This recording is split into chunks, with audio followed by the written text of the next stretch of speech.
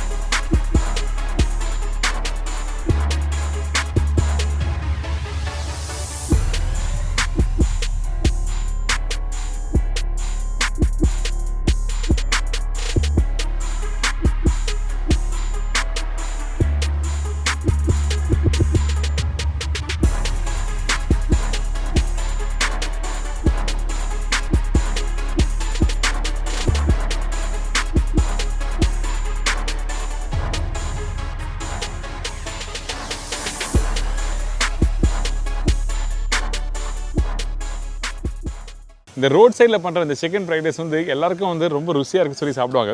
ஆக்சுவலாக இந்த fried rice side வந்து நம்ம ஹோட்டலில் பண்ணுற விதம் வேறு.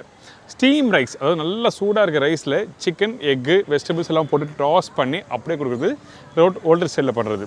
ஆனால் இதே வந்து ரோட் கடையில் பண்ணும்போது என்ன பண்ணணும்னா அந்த சில்லி பவுடர், இஞ்சி பூண்டு paste, tomato ketchup, soya sauce இதெல்லாம் போட்டு அந்த ரைஸோட போட்டு டாஸ் பண்ணும்போது அது ஒரு டிஃப்ரெண்டான ஒரு டேஸ்ட் இருக்கும். ஆனால் எல்லாருக்கும் பிடிக்கும். ஏன்னா கையேந்தி பவன் சாப்பாடு வந்து ரொம்ப நல்லாயிருக்கும். ஆனால் சில பேர் வந்து யோசிப்பாங்க, எதுக்காகன்னா இந்த கடையில் போய் நம்ம சாப்பிட்ணுமா, இந்த அன்ஹெல்த்தியாக இருக்கும், ஹைஜீனிக்காக இருக்காது அப்படின்னு சொல்லி நினைப்பீங்க. இதே ஸ்டைலில், அதாவது இந்த ரோட் கடையில் பண்ணுற இதே ஸ்டைலில் வந்து இன்றைக்கி எப்படி வீட்டில் பண்ணுறதை நம்ம பார்க்க போகிறோம். அதுக்கு வந்து என்ன தேவையான பொருட்கள் பார்த்தலாமா? போன்லெஸ் சிக்கன் 150 கிராம், முட்டை 3 number, boiled basmati rice 1 cup, cornflour 1 table spoon, பொடிசா நறுக்கிய வெங்காயம் 3 டேபிள் ஸ்பூன், இஞ்சி பூண்டு paste 1.25 table spoon, chilli powder 1 teaspoon, soya sauce 1.25 teaspoon, tomato ketchup 1 table spoon, vinegar few drops, white pepper சிறிதளவு, கொத்தமல்லி தேவையான அளவு, உப்பு தேவைக்கற்ற, எண்ணெய் குக் பண்ணுறதுக்கு தேவையான அளவு. இதாங்க இந்த ப்ரிப்பரேஷன் தேவையான பொருட்கள்.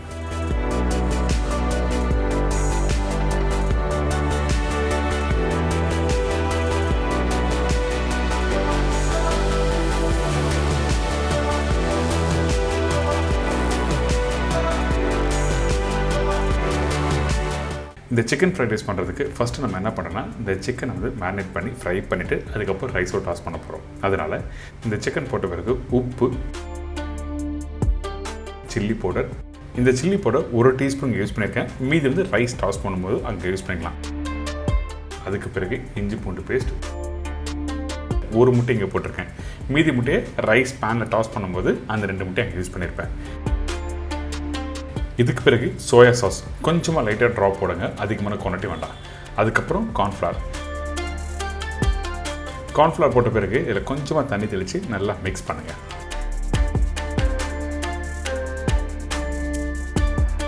நல்லா மிக்ஸ் பண்ணி முடிச்ச பிறகு உப்பு காரம் கரெக்டாக இருக்கா செக் பண்ணிக்கோங்க. சில பேருக்கு ரொம்ப ஸ்பைஸியாக வேணும்னு நினச்சின்னா அந்த டைமில் இந்த சில்லி பவுடர் கொஞ்சம் எக்ஸ்ட்ரா ஆட் பண்ணிக்கலாம். அப்படி இல்லைனா க்ரீன் சில்லியும் ஆட் பண்ணலாம். என்னோட சஜஷன் க்ரீன் சில்லி இந்த இடத்துல போட வேண்டாம். மிக்ஸ் பண்ணிவிட்டு ஒரு அரை மணி நேரம் நல்லா ஊறட்டும். அதுக்கப்புறம் இந்த சிக்கனை 1 by 1 ஃப்ரை பண்ணலாம். சிக்கன் ஃப்ரை பண்ணும்போது ஓவர் குக் பண்ணக்கூடாது. அதாவது ரொம்ப சுக்கா ஸ்டைலில் ஃப்ரை பண்ணி எடுத்திங்கன்னா உங்களுக்கு ரைஸோட போட்டு டாஸ் பண்ணும்போது உங்களுக்கு சிக்கன் சாப்பிட்றது ஃபீலே இருக்காது. கொஞ்சம் ட்ரை ஆன மாதிரி, அது காஞ்சி போன மாதிரி இருக்கும். அதனால் கரெக்டான பக்குவத்தில் சிக்கனை ஃப்ரை பண்ணி எடுத்துருங்க. எடுத்த பிறகு இதை பொடிசாக கட் பண்ணி எடுத்து வச்சுக்கலாம்.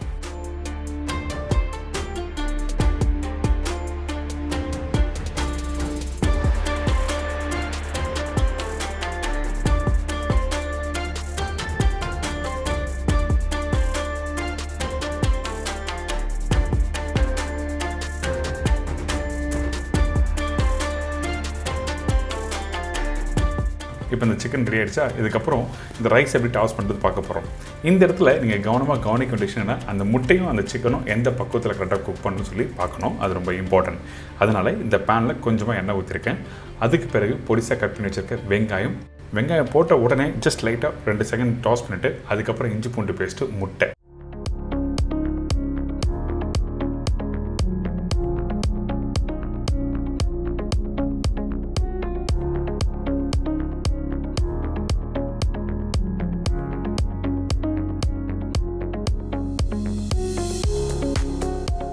இந்த முட்டை கரெக்டாக ஒரு 85% அளவுக்கு வெந்து வர டைமில் நம்ம என்ன பண்ணுறோம்னா உப்பு இந்த இடத்துல யூஸ் பண்ணுறோம். அதுக்கு பிறகு மிளகாய் பவுடர். இந்த முட்டை ஓவராக குக் பண்ணிவிட்டு அதுக்கப்புறம் இந்த சிக்கன் போட்டிங்கன்னா இந்த சிக்கனும் முட்டையும் ஒன்றோட ஒன்று சேராது. அதுக்கு பிறகு கட் பண்ணி வச்சுருக்க இந்த சிக்கனை போடணும். அதுக்கு முன்னாடி கொஞ்சம் கொத்தமல்லி போட்டு இந்த முட்டையோட இந்த சிக்கன் நல்லா மிக்ஸ் பண்ணுங்கள்.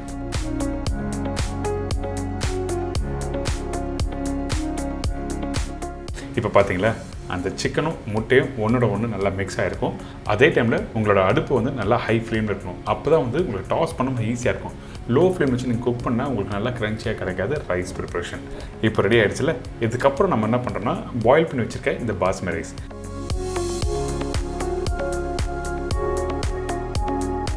அதுக்கப்புறம் கொஞ்சம் கொத்தமல்லி, கொஞ்சம் சோயா சாஸ். இந்த சோயா 1 டீஸ்பூன் யூஸ் பண்ணியிருக்கேன். அதுக்கப்புறம் டொமேட்டோ கெச்சப் போடுறோம்.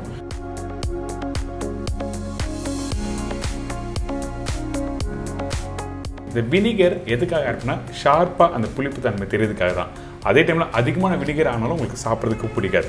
இதுக்கு பிறகு கொஞ்சமாக ஒயிட் பெப்பர் பவுடர். அதே மாதிரி தான் ஒயிட் பெப்பர் பவுடரும் அதிகமாக போடக்கூடாது. இதெல்லாம் போட்டு நல்லா அப்படியே டாஸ் பண்ணுங்கள். டாஸ் பண்ணிவிட்டு ஃபைனலாக திருப்பி கொத்தமல்லி போட்டு நல்லா மிக்ஸ் பண்ணணும். அதுக்கப்புறம் இந்த ரைஸ் மிக்ஸ் பண்ணுற பக்கம் எப்படி கேட்டிங்கன்னா, கடாய் இருக்குல்ல, கடாயில் நடுப்பகுதியில் கரண்டி இருக்கணும்.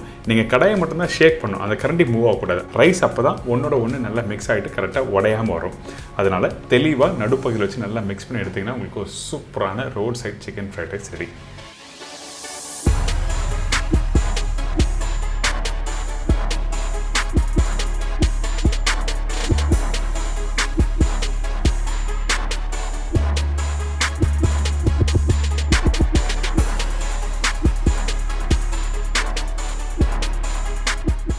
இப்போ எல்லோரும் தெரிஞ்சிருக்கும் இந்த சிக்கன் ஃப்ரைட் ரைஸ் ரோட் கடையில் பண்ணுற மாதிரியே ஸ்டைலில் கொடுத்துருக்கேன். நல்லா ருசியான ப்ரிப்பரேஷன் தான். ஆனால் சூடு ஆறுனா அந்தளவுக்கு கிரேட்ஃபுல்லாக இருக்காது ஃப்ரைட் ரைஸ் எப்பவுமே. இந்த ப்ரிப்பரேஷன் நீங்கள் ரெடி பண்ணி முடிச்ச உடனே நல்லா சூடாக சாப்பிட்டா அந்தளவுக்கு பிரமாதமாக இருக்கும். இதே மாதிரி நாளைக்கு இன்னொரு டிஷ்ஷை சந்திக்கிறேன். அதுவரை உங்கள் இடமிருந்து உங்கள் ஷப்தினா. சி பாய், டேக் கேர்.